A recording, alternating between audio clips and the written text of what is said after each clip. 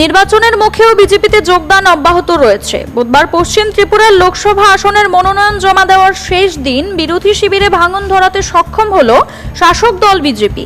এদিন 42 পরিবারের 207 জন ভোটার বিভিন্ন দল ত্যাগ করে বিজেপি দলে যোগদান করেন। আগরতলার প্রদেশ বিজেপি কার্যালয়ে তাদের হাতে দলীয় পতাকা তুলে দিয়ে বরণ করে নেন প্রদেশ বিজেপি সহসভাপতি তাপস ভট্টাচার্য। এ সময় অন্যান্য নেতৃত্বরাও উপস্থিত ছিলেন। এই মুহূর্তে ভারতীয় জনতা পার্টিতে বিভিন্ন মণ্ডল থেকে, বিশেষ করে বামুটিয়া, বরজলা, প্রতাপগড়, সূর্যমণিনগর, তেলিয়ামুড়া, কমলাসাগর, এই সমস্ত মণ্ডল, রামনগর, এই সমস্ত মণ্ডল থেকে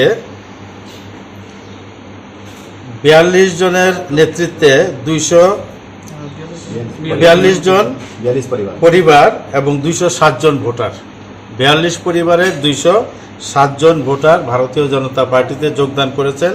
তারা বিভিন্ন দলে ছিলেন, সিপিএমে ছিলেন, কংগ্রেসে ছিলেন, বিভিন্ন দল তারা ত্যাগ করে ভারতীয় জনতা পার্টিতে যোগদান করেছেন। ভারতীয় জনতা পার্টির হয়ে কাজ করতে আগ্রহ প্রকাশ করেছেন এবং নরেন্দ্র মোদীজির নেতৃত্বে যে সরকার চলছে সেই সরকারের প্রতি আস্থা ব্যক্ত করে নরেন্দ্র মোদীজির হাতকে শক্তিশালী করার সংকল্প গ্রহণ করেছেন। এখানে যার নেতৃত্বে এই 42 পরিবারের 207 জন যোগদান করেছেন। CRI TV, channel for news and entertainment.